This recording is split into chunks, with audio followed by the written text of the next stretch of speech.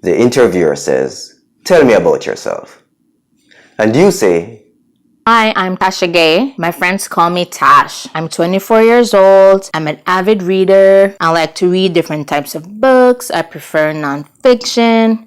I love long walks on the beach. I have this cute little dog. His name is Shaggy. And my cat's name is Dusty. I love pets. wait a minute. First of all, you don't want to talk about your personal life. So in this video, I'll show you how to answer this interview question effectively.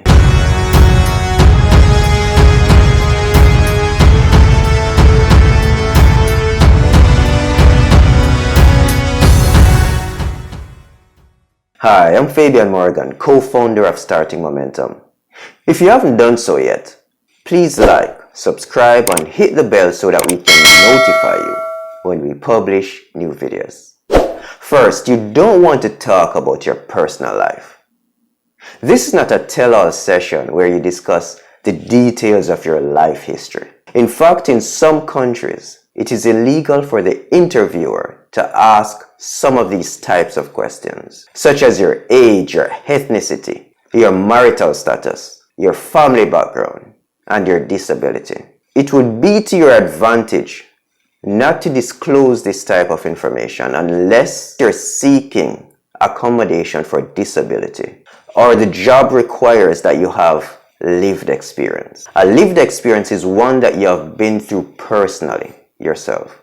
For example, let's say that you're applying for a job where you will be interacting with immigrants. So one of the requirements to getting this job might be that you have to be an immigrant yourself, so that you can display a certain level of empathy.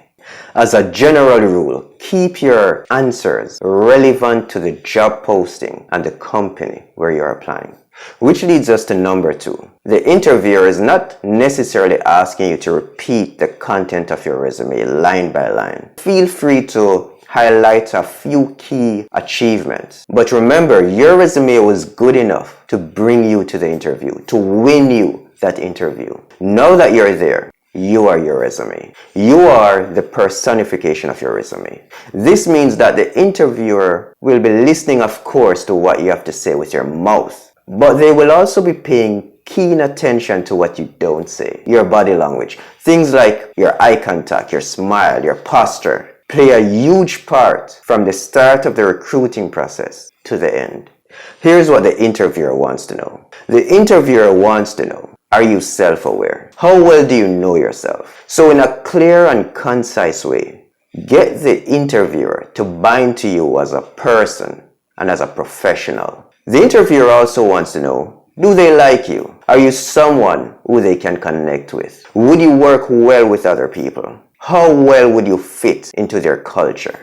Remember, people usually like other people who share similarities. The interviewer also wants to know if you bring a solution to their problem. So this is a platform for you to show the interviewer that you have the necessary skills and attributes that will help the company to meet its objectives. The interviewer also wants to know, how well can you express yourself? Are you confident? Do you speak with clarity and sincerity?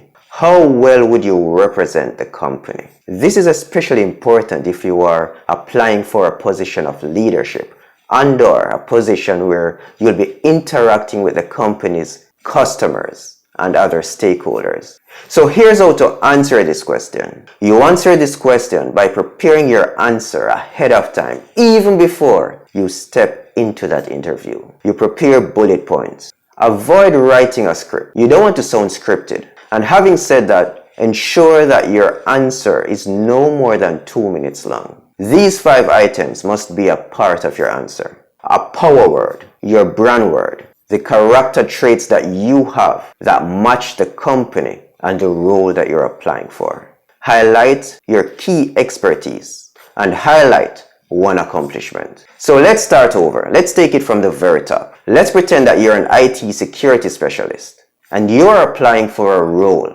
at Starting Momentum. The interviewer says, tell me about yourself.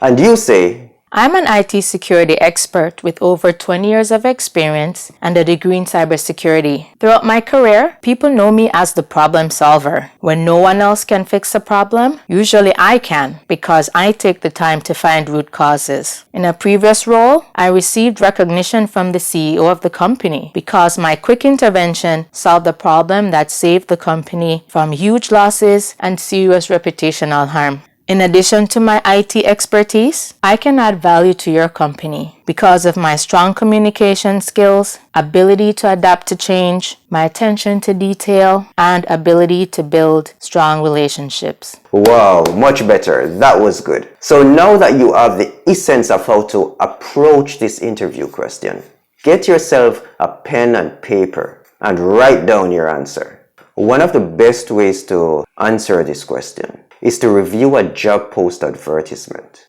that is similar to the job that you're applying for.